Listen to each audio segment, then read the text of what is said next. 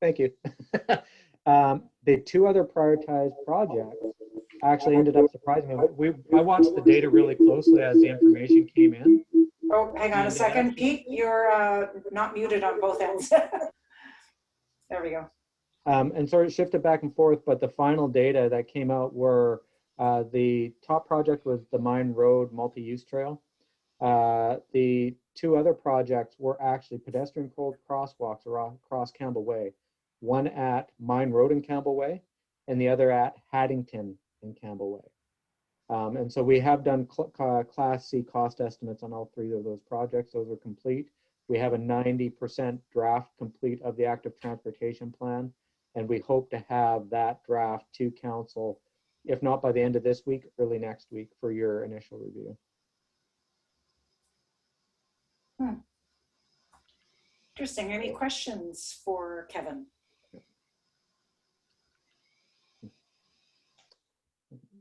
Sorry, Kevin, did you say that the three projects were mine to bets and then the two crosswalks were individual projects?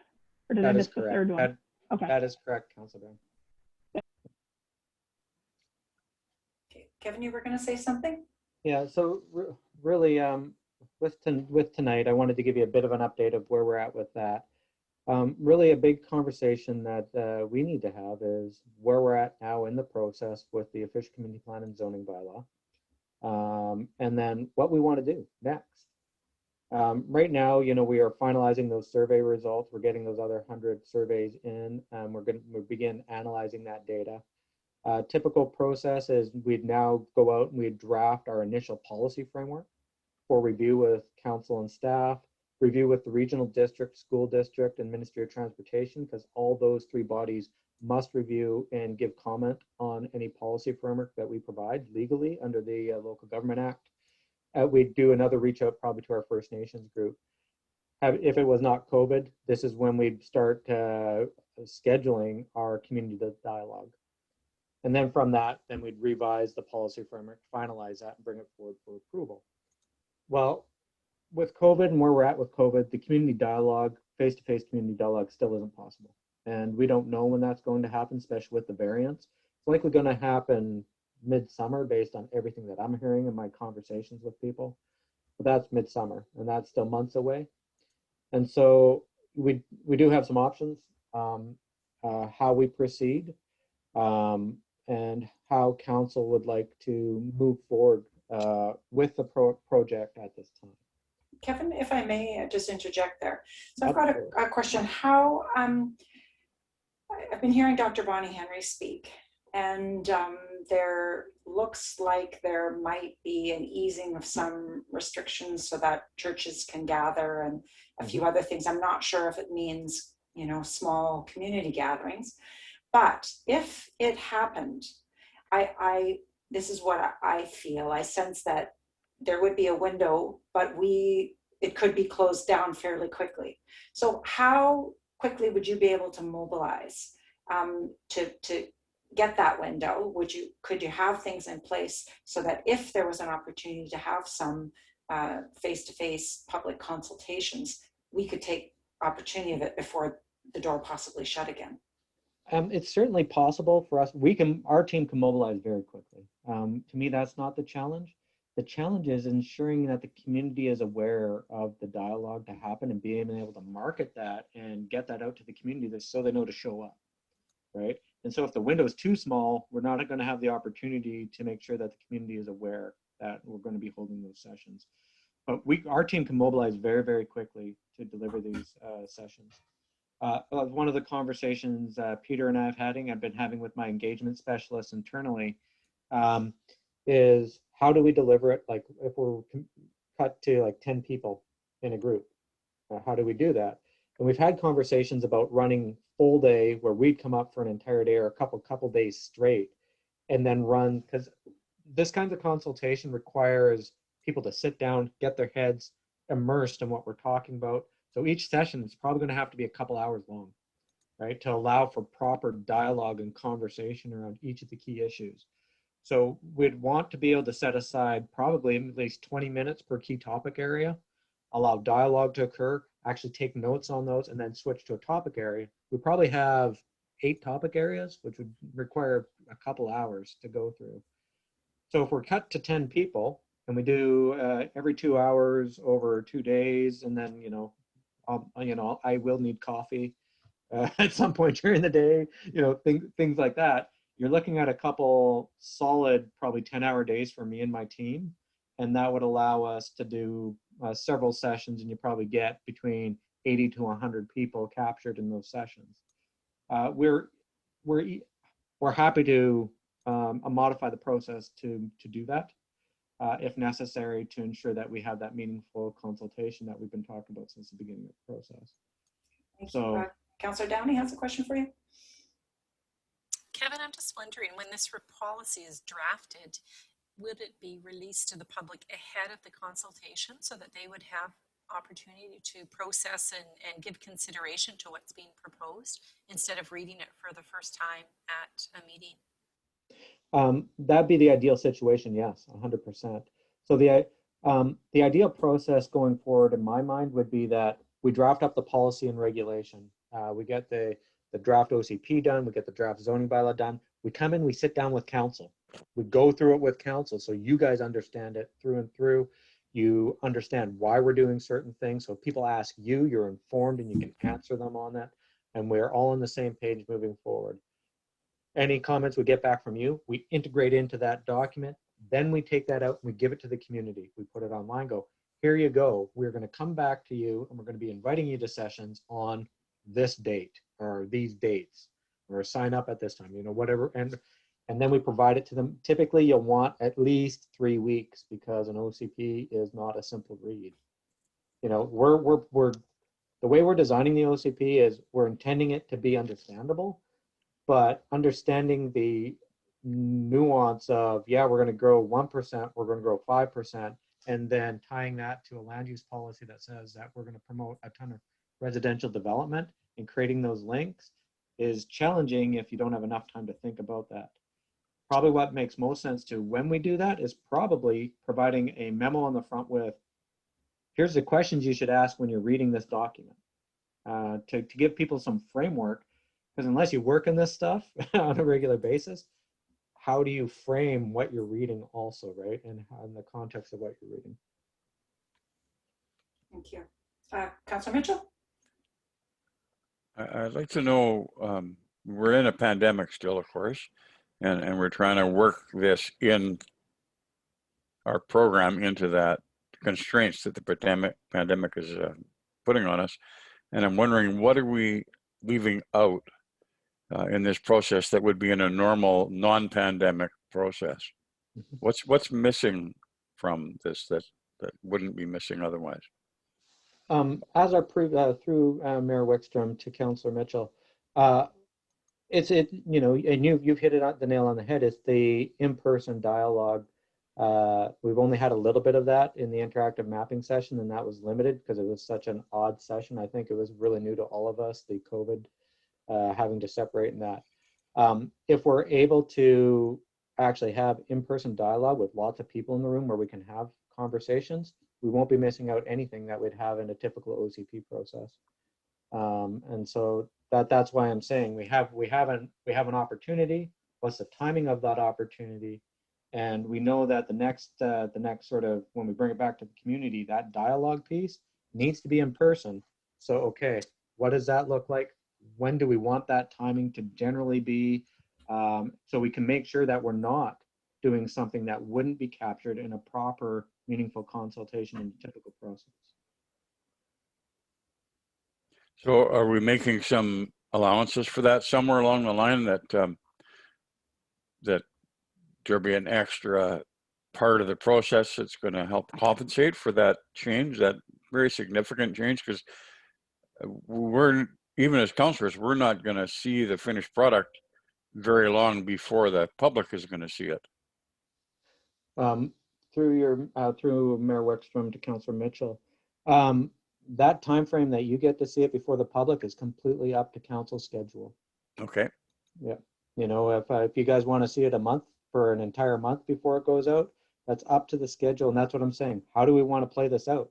We have all the opportunity in the world to set what this is going to look like as we proceed. We do not need to be rushed, right? We can take our time with it and do it as council wants to see this roll out. And it's more important to get it right, like you were saying, than to rush it through. So let's get it right. I'm very impressed with the numbers that we had actually answer. That's way above average, is it not? That's way above average for, I'm working on several other projects similar to this around British Columbia. I'm doing Revelstoke, Smithers, nothing like the numbers coming out of Port McNeill and any of the other projects. I've reached out to my colleagues because we have about 20 planners in McElhinney. None of them have heard these kind of numbers, right? You look at like 250 people in a 2,300 community, well over, you're getting well over 15% of your community coming out. That's unbelievable. It's excellent numbers. I'm really excited. The quality of data that we've been able to collect on that survey is amazing. That's fantastic. Cool. Yeah. Councillor Cole, I saw that you were unmuted for a sec. Did you have a question or are you good? No, thank you. Okay. Any other questions for Kevin? So I guess. Sorry. Yeah, go ahead. So really, our next conversation really is how everyone would like to proceed, and probably what I would recommend is that we proceed with us drafting the policy and regulation, and beginning with coming back to council to sit down and go through that in a session with you. We can do it on a webinar where we send it out a couple weeks before or whatever makes sense time frame, so you can read it in advance. You can go through it, and we can sit through a session, however long it takes, to go through it page by page and talk about the nuances of the proposed policy, where that proposed policy came from, why we proposed it, and how it links to all the other bits and pieces, and go through it. So you guys are all understanding what we're trying to achieve here. And also is a good test, a litmus test is, have we actually heard things correctly? Because we're going to be biased from our seat because we're planners. And planners are biased. We like fluffy clouds and crayons, right? And so it's that litmus test of reality. Are we hitting the nail on the head, or are we completely off base? And if we're completely off base, we have an opportunity to fix it before it goes to the community. That's good. And how much time would you anticipate would be needed for that? Like a full morning? I would guess a full morning, yes. Okay. Yeah. And go ahead, Councillor Mitchell. May I ask, would that be facilitated by you? That would be the intent. To be myself and my my consultation specialist, Kelty Chamberlain. Got ya. Okay. Sounds like a good direction. How does council feel about that? Thumbs up. Councillor Mitchell? I think it's a great idea. I would kind of like to see the schedule for budget meetings before I agree to another, because this might not just be one meeting. It might take more than one. I have that feeling. And so I don't want to get into this 3 meetings a week thing because I don't have that much free time. And I'm sure there's others who might feel the same way. So let's just make sure that we schedule it so that it works with all the other obligations that we have. Yeah, that's a good point. And I think when we have our next budget meeting, we'll have a better idea as to where we are at in that process. And that will let us know how many more we may need. So that's a good point. It's coming up next week, and that gives Kevin some time to compile the data and get the others together and us to figure that out. So if I may, Mayor Wickstrom, we also have to keep in mind that you have an extra transportation plan that you actually have approved and have to the province by the end of March. Right. So, and it's a conversation Pete and I have had of really being cognizant of not overloading you guys. The active transportation plan is a pretty comprehensive document, and there's going to be some dialogue around that document also. So I will, of course, rely on Pete to direct me on exactly how and when you want to see the various bits and pieces, and I'll make sure you have them when you want them. But that document has taken us a bit more time than I anticipated pulling it, because we were really trying to ensure that we met the granting program criteria. A bit of an aside, I spent about a day and a half just doing greenhouse gas calculations for the projected reductions of greenhouse gas from active transportation for the community. Which is very, very interesting. Fun. But it is a document that I suspect you guys will want to sink your teeth into a little, predominantly with regards to implementation and strategies around implementation. Of course, we have made recommendations, of course, but before it goes to the province, I would expect that your team will want to dig their teeth into that, and probably, and we can amend and revise that implementation section as council sees fit. So what I hear you saying then is the active transportation plan is going to be first and foremost because of the criteria, and that we have to adopt it by a certain time. Correct. Okay, great. Well, that's what we'll focus on then. That's what we have to do to finish it off. Okay, we'll chat a little bit more about that as a council, and then we'll have Pete talk to you. Kevin, thank you so much for coming this evening. And any other questions before Kevin leaves? But Councillor Downey, go ahead. Sorry, I just heard your suggestion of the 3 different proposals there. So obviously those have budget constraints or costs attached to them. Yes. How soon would we be able to see numbers that you've projected? But the numbers are all done for that. Are they? For the active transportation plan, sorry for clarification. Yeah, the budgets, the Class C cost estimates are all completed. So I'm hoping to have that final document compiled into you guys by either the end of this week or early next. Okay, thank you. Yeah, thanks. Yeah, we have a budget meeting Monday morning, so that might be useful information if it's possible. Thank you. Okay, I will push to have that to you by the end of this week, so you have that for your budget meeting on Monday.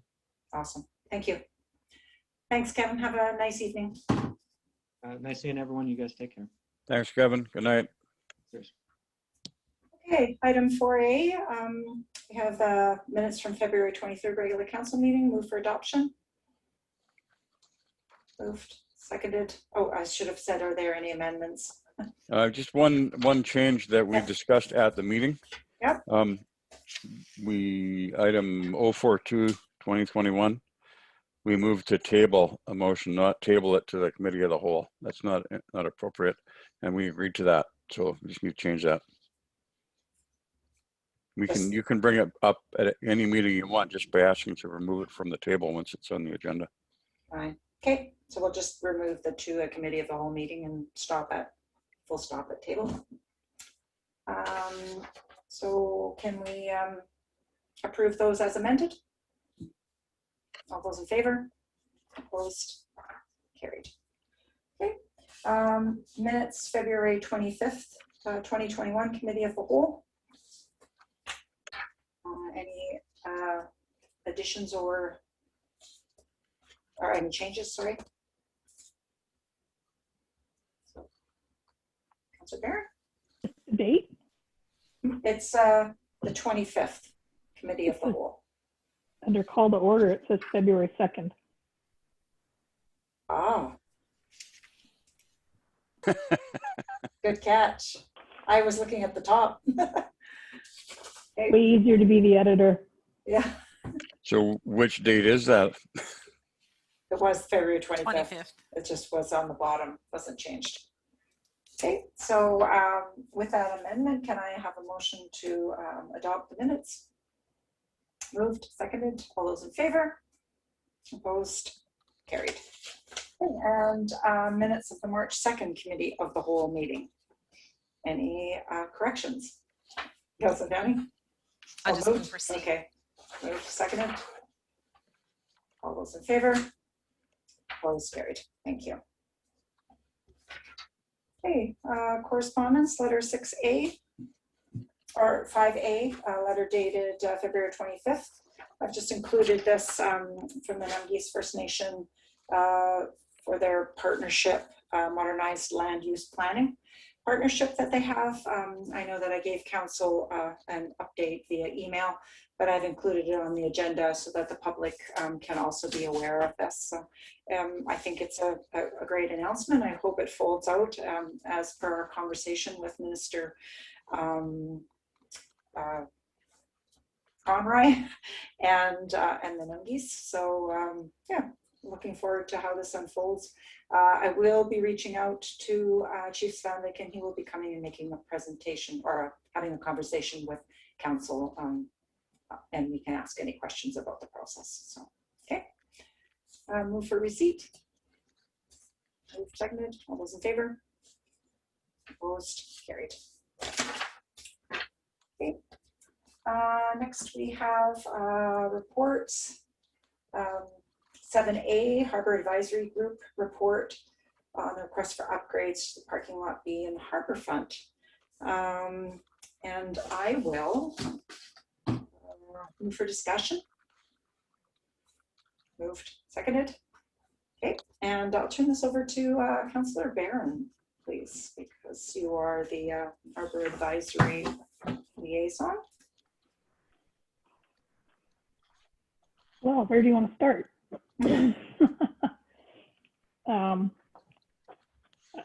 Is there any questions from anyone on what the whole project proposal, or is everybody kind of comfortable with between the Harbor report and Pete's CIO's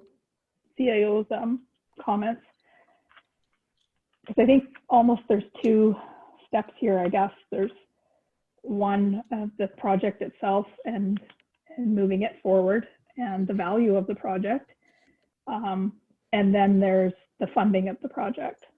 So if anybody has any questions on the values of the project, can I? I'd like to make a comment on the proposal that you have put forward. I think that the Harbor Committee has taken a lot of thought, really laid out. I liked the points on where it hits safety, beautification, environmental. Was well thought out. Yeah, I was quite impressed with their suggestions. They did a really thorough job. That's much appreciated. Thank you. The feedback that the members have been getting from people in the community that they've been speaking with has been really positive, and there has actually been businesses have been saying, hey, what do you need? So we're kind of looking at it from the point of view of we would like agreement on the project itself and what it'll do for our little harbor there.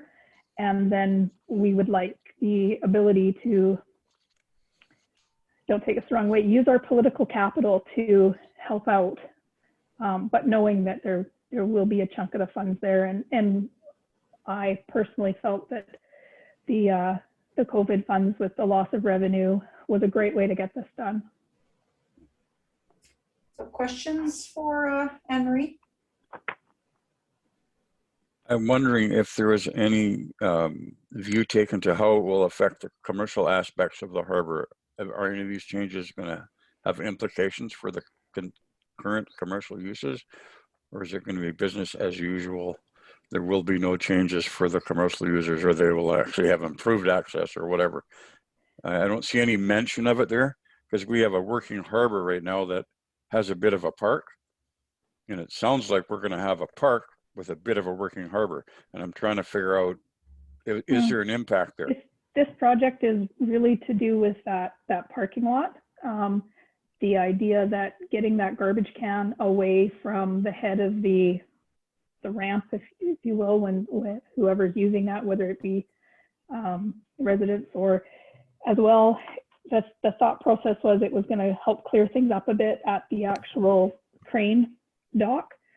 Okay, so it's going to improve it actually. It should improve it, and we're thinking the parking lot accessibility is going to be really great. And the hope is that if you have a facility and you build it, then it'll come. So the idea of getting the recycling, which I understand that the people on the boats, whether you're a pleasure boater or you are actually a commercial fisherman, you want to get those tin cans into a bin that can take tin cans and glass, and that's apparently a very big deal, which is not something I would ever think of, because I go out in the morning and come back around noon, kind of fisherman. It was also going to get the oil shed, give it a little bit more space around there, although that doesn't sound like it's been too big of a problem recently, but I guess there has been in the years past where it's been turned into a bit of a dumping ground because it didn't fit the size. Sure. And the park thing, Ryan, the thought was to take the fill from down below and put it up above so that we have a bit more, a flatter, more accessible up above to help with the commercial look as well from the 2 new dining establishments that have recently reestablished, and just the beautification from that point. And then if somebody wants to put something there, they've got flat ground to do it on. Yep. Like a steam donkey. So it's not going to have a negative impact on the commercial side. That's what my question was. Like, it's okay. I really don't think so. And the initial reporting that we've had, and having Glenn Boyd on the committee now, like Glenn's got knowledge down there that was pretty incredible to get our hands on. The thought is we shouldn't encounter too much more than we think we're going to. And so the disruption should be very minimal as far as actually getting the excavation done. Councillor Downey? I liked the project. I liked it when it was sort of broader strokes, but it's excellent. And if there was a time to do it, it is this year, as you say, minimal disruption. If we aren't having our normal tourist season, this is a great opportunity to go and make improvements. And I walked through there the other day with my daughter and grandson, and you can just really see what was proposed by the Harbor Group. I could just visualize it, and it would be a significant improvement to the use of the space. One question that my daughter had was where the garbage bins currently are, there's a concrete pad there. Is there any thought to looking at gazebo or some kind of a covered shelter there, especially if we're taking away the hut that approaches the harbor?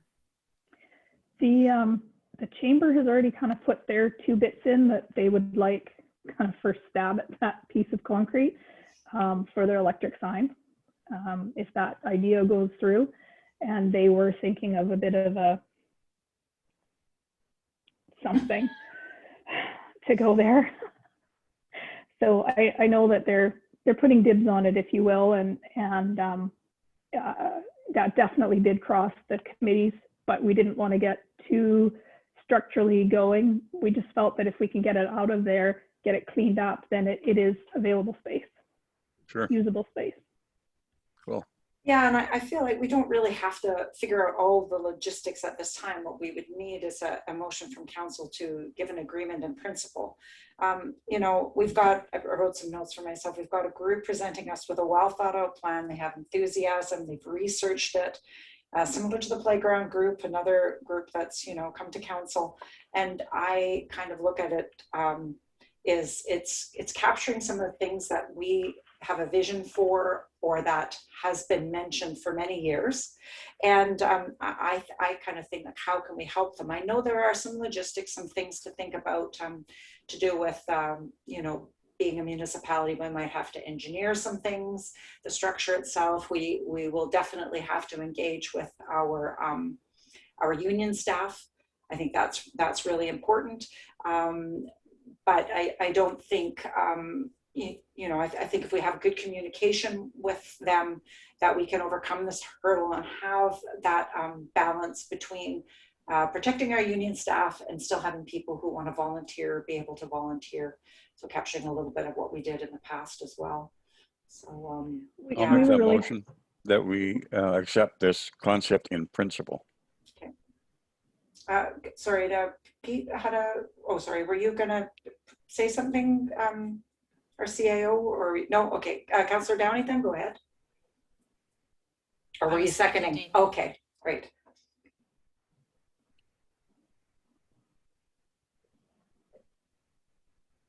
You guys had me at recycling. She knew that, Derek. She knew that. We set the hook. Well, then there's one other community member that's going to love that too. He's come to our council before. The concept be accepted by council in principle. The harbor development concept, or the harbor parking lot development concept, or just the concept? What would you like? Okay. Whatever you want to call it. The harbor plan concept. Let's just do that. Let's call it the harbor plan. Well, they're calling it parking lot in their report. So yeah. Anyway, yeah, it's good. Yeah, lot B, there you go. Okay, great. So we have a first and a second. Any further discussion on that? Okay, seeing none then, all those in favor? Opposed? It is carried. Really looking forward to that. That's a very good picture with the parking lot puddle, the big second ocean that we have in there. So what direction can I take back now to the committee? We've got agreement from the council that it's a good thing to go on. I guess now do we have to wait for funding? So I guess, yeah, we'll bring this, now that we've agreed in principle, we'll have a discussion at our budget meeting about setting aside some funds for that project. And at that point, I would imagine it's liaising with our CAO and then coordinating with staff and just getting some of the logistics sussed out. Councillor Downey? I'd like to motion that we send this project to the budget meeting for consideration. Okay, seconder for that? Councillor Barron, any discussion on that motion? Derek here. Yeah. Can we authorize staff time in that before, you know what I'm saying? Meaning, sorry, if you can clarify. Yes, staff time to work on this before a final decision is made. Councillor Downey?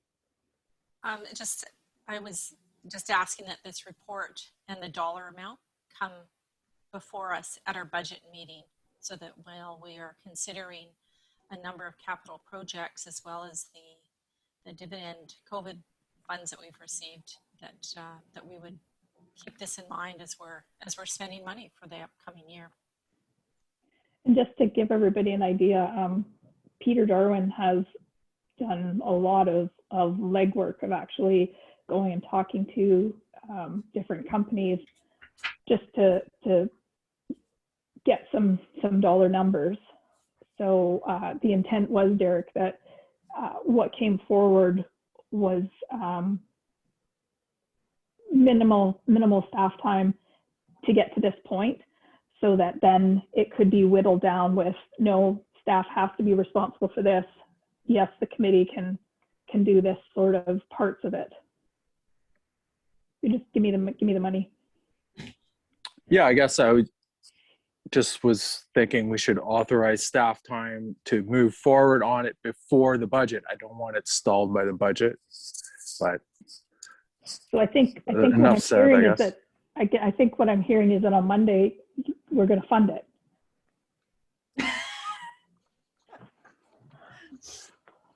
Well, we're going to need to see a budget that's supported with some facts, obviously.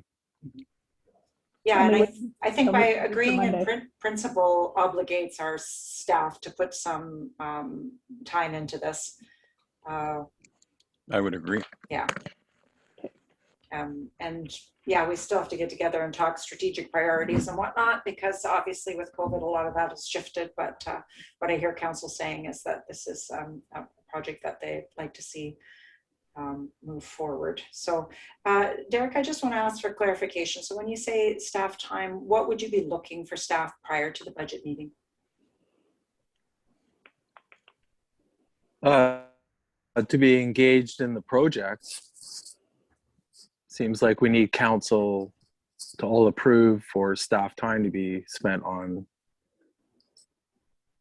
things. I'm fine with the motion. The intent is there. All right, thank you. Okay, that this project be brought forward to the 2020 budget process. We had first and second. Any further discussion? All those in favor? Opposed? Carried. Okay, thanks. Okay, old business. We've got recommendations coming from our committee of the whole meeting. So there were 2 recommendations, and we can move them together or separately. It's up to how council would like to move.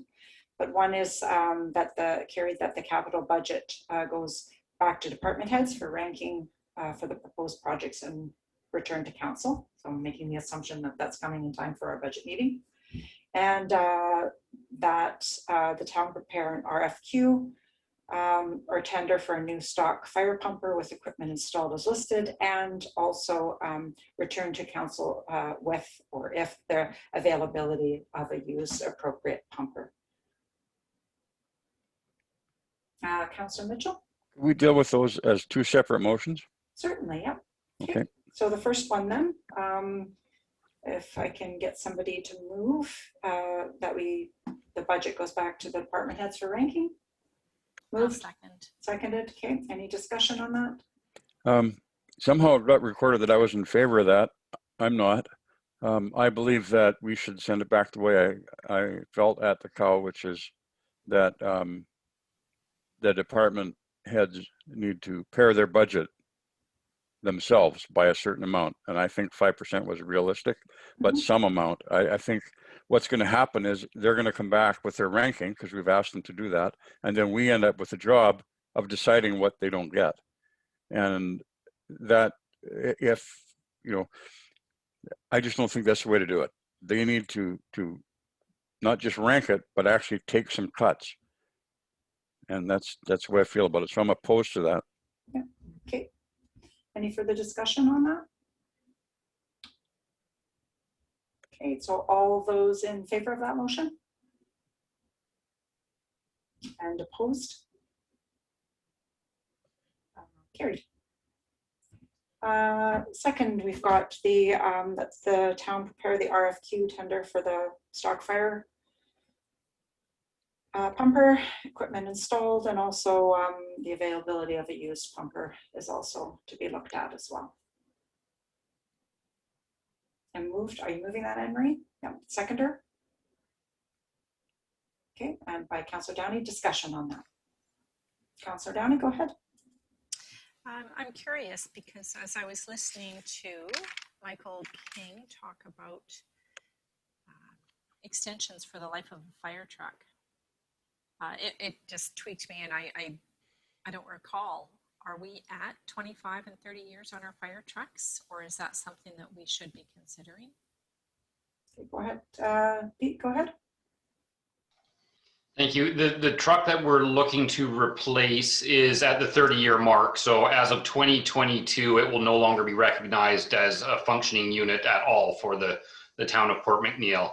And the one that's currently in our primary position, I do believe was purchased in 2004. That's just off the top of my head. So we're not far from having that one work itself out of service as well. Thank you. I just didn't recall what the actual age of those, the one that we're replacing was. Thank you. Okay, Councillor Mitchell, did you have a question? I guess I'm thinking it'd be great to have that information in the form of a report. I don't even know how many fire trucks we own, but I do know we bought some kind of a water tender. Where does that fit into the scheme of things? Because we're buying a fire truck that has 1,000 imperial gallons capacity, which is quite high. The capacities often don't exceed 750 US. So we're buying one that's got 1,000 imperial, and we have a water tender that we paid altogether $40,000 for. So I'm wondering, do we really need 1,000 gallon? You know, is this specification? Why do we have that specification? I'm just trying to figure it out. And why we bought the tender if we're buying a fire truck that's got that kind of capacity. So I'm just trying to get my head around this.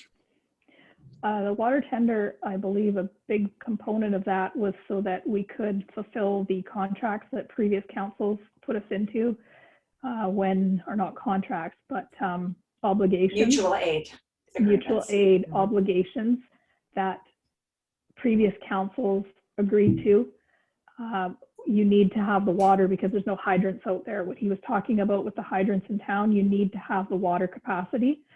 And that's why the water tender was purchased. If you had a fire out at Orca or out at Western Forest Products area, you have to be able to take the water there because you have no hydrants. Right. So why do you have to buy a fire truck that's got almost double the capacity of a, say, a fire truck in Prince George? Okay, go ahead. I'm just trying to figure this out. Pete's going to answer your question for you. Yeah, I'm going to draw back from my years on the fire department. So the water tender is a 5,000 gallon unit. What it does is it transports water from a hydrant or a close water source, and they have what is referred to in the fire services as a pumpkin, a water pumpkin. So basically it's a huge pool that's dropped on the ground. And so while the fire tanker or the water tender is transporting water back and forth, the pumper truck with its 1,000 gallons can hit the fire initially while it's waiting for this pumpkin to be filled up with water. And then the water tender goes back and forth from a water source to the pumpkin.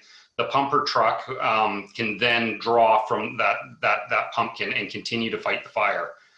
So you're getting a 5,000 gallon drop at a time. Closest fire hydrant, maybe a 10-minute turnaround, 15-minute turnaround. And it keeps them in a continual source of water. Okay, I understand that. That's still, that answers my question. We don't need 1,000 gallons capacity for the fire truck. We've got 5,000 gallons in the other. But my next question, I guess, would be, is there some way that council could see these obligations that we apparently have that nobody's ever brought to council and actually said, here's the document that says we must provide this service at this level for these people? So if we saw that, maybe that would help us to understand it a bit better. So the two aforementioned by Councillor Barron are actually within the town of Port McNeil's municipal boundaries. So there is no agreement with Orca or Western Forest Products where, as part of our community, we provide fire coverage. And I do believe it was early 2020 when this council signed on to the regional mutual aid agreement, which tied us into mutual aid for Hyde Creek, Alert Bay, Port Alice, Port Hardy, and I do believe Was. And so that's at our expense. And that was brought to our council at that time. Yep, I remember that. Yeah. Mm-hmm. Yep. Okay. Okay. Councillor Barron? I was just going to say the water tender with the wildfire idea as well, right? Even if by Chapel Street there goes up, the ability to fill those bladders and those pumpkins, as Pete put it, is pretty important, or in behind the town. Oh, I'm not debating the merits of the water tender. Yeah. Yeah, I think it's a great idea. Okay. Any other questions on that? Any further discussion?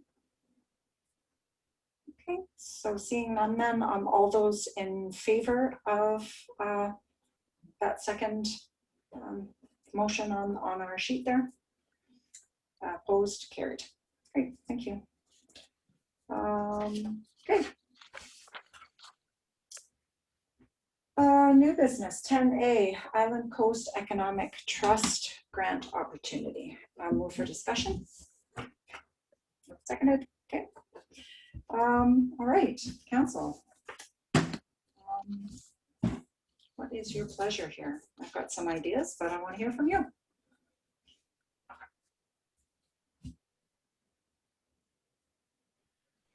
Thank you to staff, by the way, for just capturing some of the things that we have talked about in the past. So thank you for that. Sorry, go ahead, Anne-Marie. I was just going to say on the back of the actual ICE-T, I think it is, document, under reporting and reimbursement, it says all funded positions must be completed by November 1st, 2022. So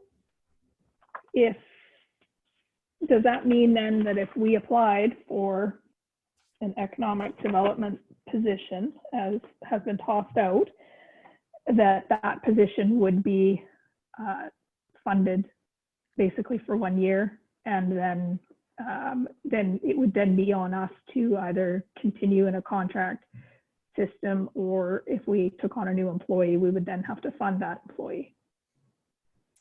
Yes, so that's the way I understand it. So it could be an opportunity for us to see, and I would say economic development and grant writing, those two go hand in hand. I know that Pat writes grant applications, so those two really do go together. But it would give us an opportunity to be able to see the benefits of having an economic development person. We could hire somebody for a year on an interim contract. We could also hire someone who's fresh out of school looking for a practicum as well. There's a number of different options that we could go with on that. And yeah, if we saw the merit in continuing and wanted to put it in our budget, I would suspect probably 6 or 8 months in, we'd probably have a pretty good idea how that person was doing for us and if we'd want to continue. Or maybe we would do it for a year and get enough shelf-ready projects that we would be okay for a little while again. Councillor Downey? I just have a question I'd like to put forward. It's from one of the members of the Tourism Committee. And the question is this: is there an opportunity for the Tourism Committee to submit an application to ICE-T to fund someone to develop a tourism marketing plan for our town and this local tourism sector? Is that in the range of possibilities? Or I guess how many people can we fund? That's a good question. As far as how I read the application, I would think that would be something that definitely would fall into it. Could also think that possibly an economic development person, I don't know, how would others think, could take those on as well, right? Because tourism is part of economic development, right? Any thoughts, Pete? I'm just having a quick read. You know, I could definitely reach out to Lynn and find out. Yeah, and it's one of the recommendations here is that once we have a concept that we meet with them anyway. A couple of comments that I just wanted to make in reading through. So there was, you know, no duplication of services. So direct one-on-one community-based business recovery and advisory services. Regional district is already doing that through Vintas. There's a number of things in there. So yeah, an economic development person, and if it's specific to Port McNeill, looking at the tourism aspect and other things as well, I'm sure would fit into that criteria. Would suggest the second intake for a time frame. March 12th is pretty tight. Yeah. And we probably could employ someone like Anne-Marie Barron for this, or Anne-Marie Barron, sorry, Anne-Marie Koch, to help us with this application. This doesn't, if we were to go with an economic development person, this actually wouldn't take a lot of research on their part. It's pretty generic, pretty standard. Anne-Marie is very, very familiar with ICE-T. She has a good relationship with them, and I think could probably draft us a grant application for this quite effectively. So what direction would you like to go? I would like to see us move to hiring an economic development officer. I don't believe that a one-year program is going to attract the kind of person we require, because there's a longer time frame than 1 year to get some new industries anchored in Port McNeill, which is what I would think we want an economic development officer to be working towards. So I would support this, and I'd like to see us commit for the second and third years, so we could tell somebody that we're hiring for a 3-year course of time, and you know, if you don't produce, we'll fire you, whatever. You make a contract that makes sense. But if you're going to get a quality person who's going to take us forward and get us out of this treadmill of fisheries and forestry, which is sinking us, then we need to commit to them so that they can commit to us and do a good job. And so I'm in favor of applying for this, absolutely.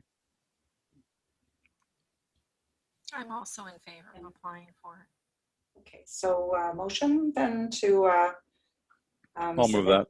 Submit a grant application for economic development individual, with the assumption that grant writing goes with that as well, I think.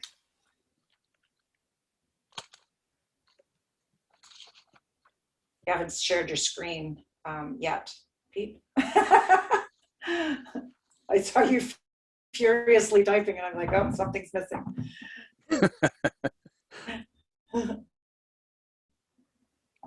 I knew you were working. He's still suffering from being kicked off the hot seat there. Yeah. Announcement of iced tea for the hiring of an economic development officer, person, whatever. Individual. Let's keep it generic. Or employee, yeah. Okay. And we had Councillor Mitchell and Councillor Barron, or sorry, Councillor Downey, you seconded that? Yeah, okay. Any further discussion on that? Okay, seeing none then, all those in favor? Opposed? Carried. I thought you were frozen for a sec, Anne-Marie. Okay.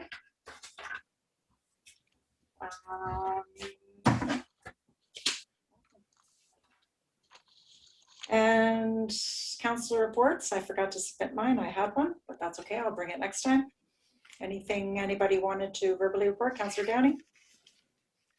My verbal report was going to be around Island Health, that our region, that Island Health was pushing to have our region vaccinated on a whole community approach. But of course, that was made public on Sunday and went around media. Yeah. So it's nothing new to report at this point, but Yeah. that was one positive we heard coming out of the Health Network meeting. So yeah, that was really interesting. That came on a Sunday, that announcement, and then of course it whipped around social media, so I thought I may as well share it since it was going around anyway. I do have a question. Sorry to interrupt you, but it's on that. Pete, have we had any calls yet about using our town hall or anything for this community inoculation or vaccination? Thanks, Mayor Wickstrom. No, nothing yet. In talking to the health unit next door, which is initially where it's going to take place, they did let us know that there'll be some more information, hopefully by Monday, and they'll contact us then. Thanks. Sorry to interrupt you, Shelley. Go ahead. Just the caveat to that was waiting on supply. So, you know, the plan is whole community dependent on supplies. Awesome. Great. Anybody else have anything to report? Okay, seeing none, can I please have, there are no items from in camera to be made public, and I have a motion to go in camera as per Community Charter 91J. Please. Moved, seconded. All those in favor? Opposed, carried. Okay, any questions? I just got to go over attendees. Any questions from, there's no media, so the public? See none. Okay, so motion to adjourn and go in camera. We give a little recess. Yes, well, I was just going to say that, 5 minutes. Okay, see you back thanks. in 5 minutes then. Okay, all those in favor? Opposed, carried. See you in 5. Thanks, everybody.